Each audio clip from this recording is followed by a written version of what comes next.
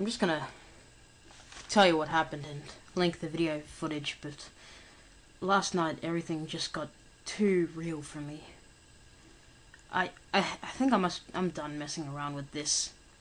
I passed out pretty much immediately after making my first post, but last night, that Elegy of Emptiness statue, I had a dream about it.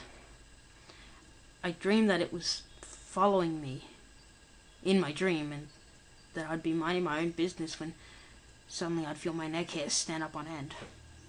I would turn around and that thing, that horrible, lifeless statue would be staring with those empty eyes right at me, merely inches away. In my dream, I remember calling it Ben, and never before had I had a dream that I could remember so vividly. But the important thing is, I got some sleep, I suppose. Today, putting off playing the game as long as I could, I drove back up to the neighborhood to see if the old man came back. As I expected, the car was still gone and no one was home. As I was walking back to my car, the man next door mowing his grass killed the power to his lawnmower and asked if I was looking for someone. I told him that I was looking to talk to the old man that lived here, to which he told me that's what I already knew. He was moving. Trying a different avenue, I asked if the old man had any family or relatives I could talk to. I discovered that this old man had never been married, nor did he have any children or grandchildren through adoption. Starting to become worried, I asked one final question, one that I should have asked from the beginning. Who was Ben? The man's expression turned grim, and I learned that 4 doors down, around 8 years ago on April 23rd, the man informed me that this was the same date as his anniversary, that there was an accident with a young boy named Ben in the neighborhood. Shortly after, his parents moved, and despite any further attempts to talk to the man to get more information, he wouldn't divulge anything else. I went back and started playing again. I loaded up the game and immediately I jumped at the title screen where the mouse flies by. The sound I played was not the normal whooshing sound it would play. It was something much higher pitched. I pressed start, bracing for the worst, but just like 2 nights ago, the files Your Turn and Ben were displayed. Truth be told, I had looked at the Ben file earlier. It seems to fluctuate between displaying the ALSAT you save and not. I brought up the Ben file, hesitant for a moment, noticing that the stats were not the same as they originally were 2 days ago. It seems like they had already completed the Stone Tower Temple this time. Summoning my courage, I selected it. Immediately I was thrust into complete chaos. Sure enough, I was outside the Stone Tower Temple, but that's about all I expected. The zone itself wasn't called Stone Tower Temple, but rather Stone. And immediately, a dialogue box of complete gibberish that I couldn't make out greeted me. Link's body was distorted. His back was cocked violently to the side, and his posture was permanently disfigured. Link's expression was dull, almost monotonous. He had an expression on his face that I didn't recognize before. Very blank look, as if he was dead. As Link stood there, his body spasmed irregularly back and forth. I examined what had become of my avatar and noticed that I had a C button item I'd never seen before. Some kind of note, but pressing it didn't do anything. Sounds played back and forth that I didn't recognize from the game, almost demonic in nature, and there was some kind of high-pitched yip or some kind of laugh that played in the background. I had all of 2 minutes to take in the environments before another one of those fucking Elegy of Emptiness statues was summoned, and I immediately was cut to Dawn of Day screen, except this time without the line subtext. I was a Deku scrub in Clocktown. This scene would normally play after the first time you travel back in time. Tattle would say, "What happened? It's as if everything has..." But instead of saying "started over," she finished her remark in broken text as the laugh of the Happy Mouse salesman played in the background. I was put back in control of my character, but from a fucked up camera angle. I was looking from behind the doors of the clock tower, watching my avatar run around as a Deku scrub. Seeing as how I really had no place to go because I wouldn't see anything, I begrudgingly went through the door.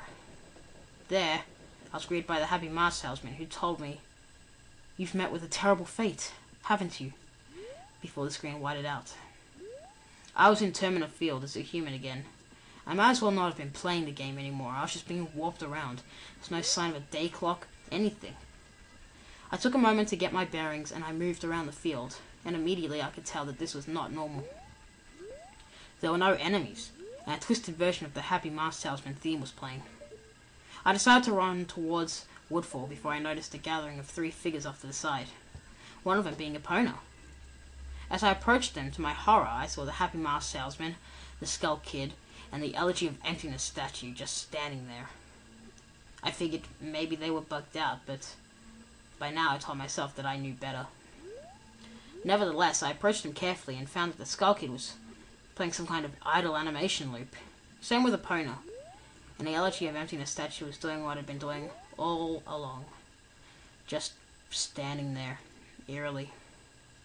It was the Happy Mask Salesman that scared me more profoundly than the other 2.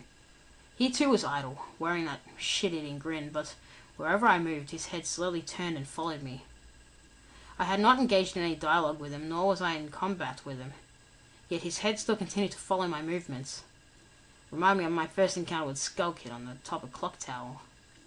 I pulled out my ocarina, to which the game played the ding sound when you're supposed to play the ocarina, and tried a song I hadn't tried yet.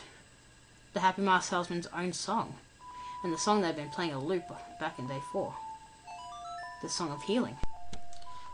I finished playing the song, and as I did, an ear-piercing shriek blasted from my TV. The sky immediately started flashing. The Happy Mask Salesman twisted theme song sped up, intensifying the fear inside me, and Link exploded into flames and died. The 3 figures stayed lit up during each death scene as they watched my lifeless body burn.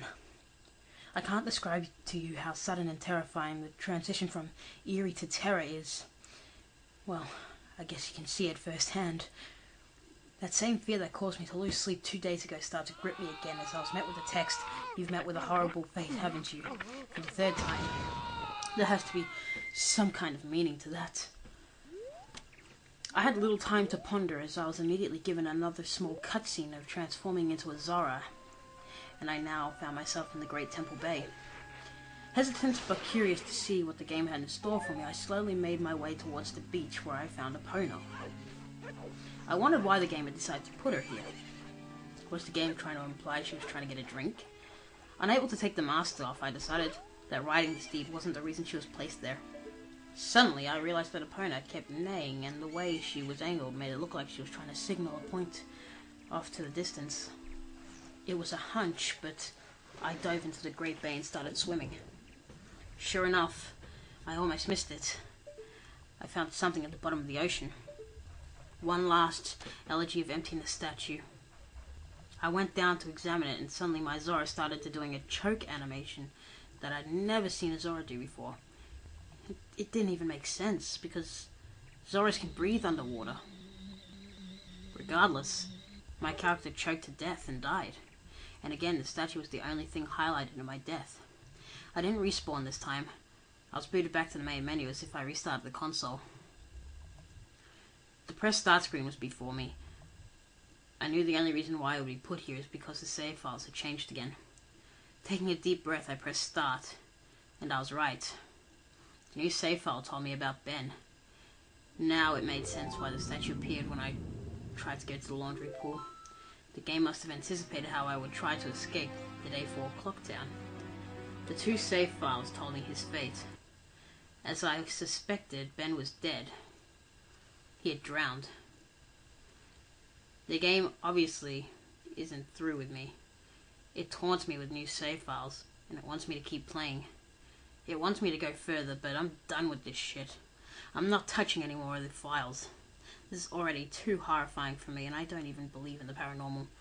But I'm just running out of explanations. Why would someone send me this message? I don't understand it. I just get too depressed thinking about it. Well, you've seen the footage, so anyone who wants to try and analyze it, go for it. Maybe there's some kind of coded message in the gibberish or something symbolic in what I went through. I'm just too emotionally and mentally drained to fuck with it anymore.